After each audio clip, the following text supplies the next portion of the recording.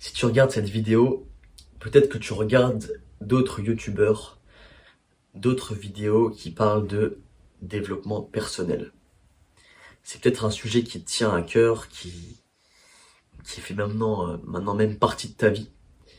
Et aujourd'hui, je vais parler d'un des problèmes qui n'est pas forcément évident lorsqu'on parle de développement personnel, mais qui est, je trouve, et en observant un petit peu tout ce qui est fait sur la plateforme YouTube, qui est hyper présent. Et je pense qu'il faut éviter d'aller vers ça, c'est le conformisme. Et pourquoi le conformisme, je pense que c'est un problème? Parce que lorsqu'on parle de développement personnel, il y a bien le mot personnel dans la deuxième partie de l'expression, ce qui veut dire que c'est propre à chacun. C'est le développement de chacun, c'est l'évolution de chacun dans sa vie, etc. Ce qui fait que, et par nature, on est tous différents. On est tous différents, on va tous avoir un parcours, un chemin de vie différent. Sauf que quand tu regardes tout ce qui est produit, tout ce qui est diffusé sur les réseaux sociaux, il y a des vraies tendances qui s'affichent et des vraies tendances qui s'affichent et qui vont après inspirer des gens, des grandes quantités de personnes à potentiellement suivre les mêmes chemins, faire les mêmes choses, même si ils ne l'avaient pas forcément pensé à l'origine et qu'ils n'avaient même pas forcément envie de suivre ces chemins. Et c'est là où je parle de conformisme, c'est dans la mesure où de plus en plus de personnes vont avoir tendance à se ressembler, à, se, à avoir les mêmes caractéristiques, alors qu'à l'origine, ils voulaient justement sortir un petit peu du lot.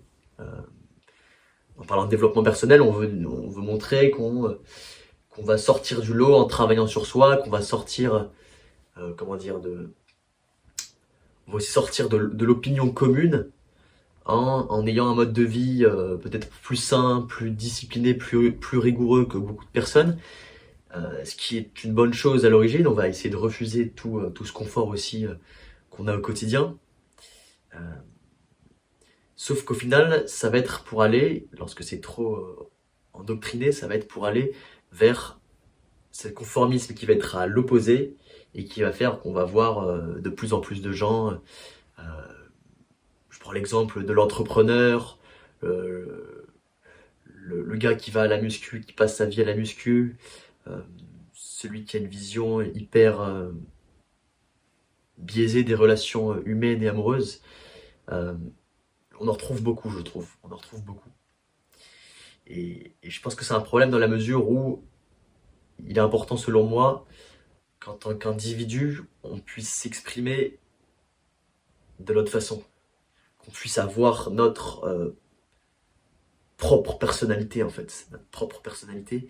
Et j'ai peur que, avec le développement personnel qui est devenu maintenant un business de masse, qui est devenu qui est devenu un business qui est maintenant très orienté vers l'argent et plus forcément vers la progression en tant que telle, j'ai peur que beaucoup de gens se perdent.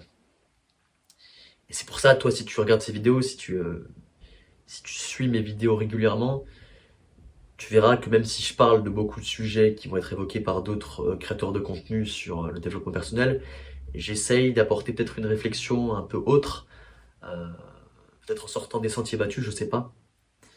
Mais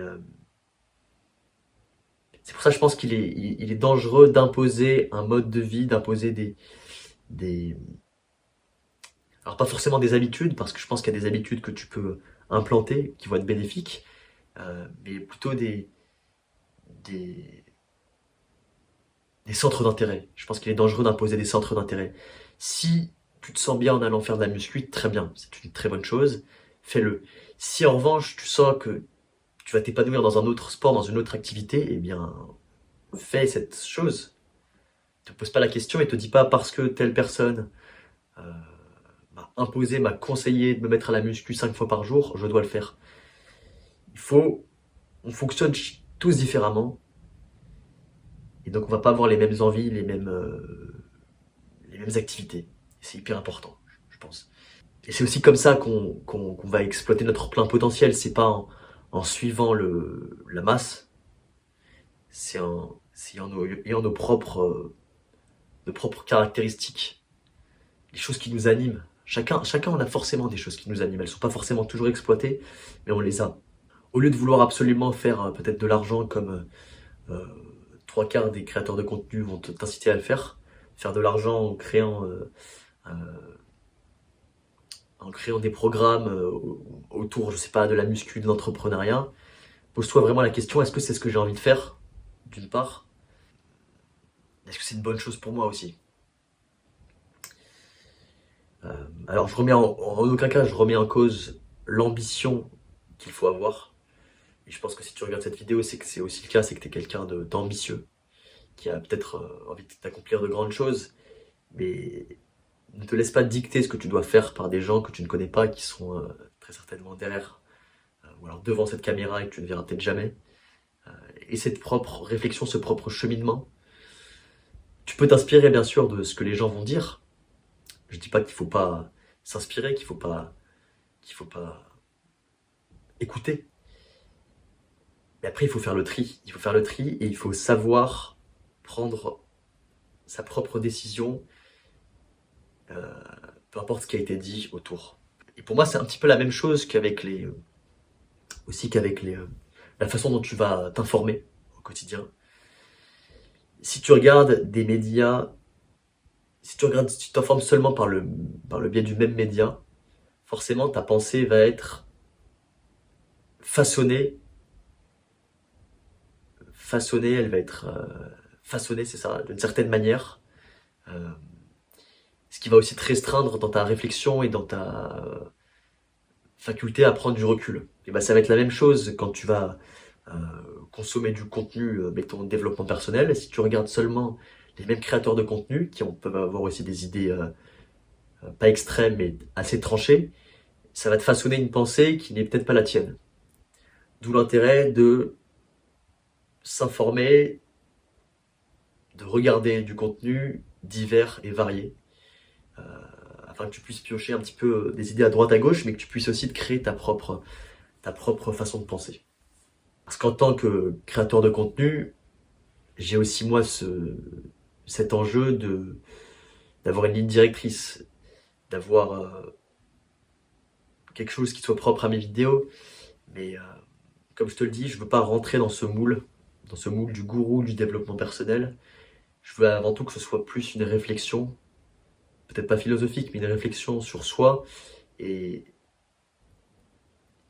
et de se dire d'une part, moi, ça m'aide de parler face caméra et que ça puisse t'aider aussi. Ça puisse te donner des pistes et non pas des directives. J'espère que j'aurai été clair dans cette vidéo.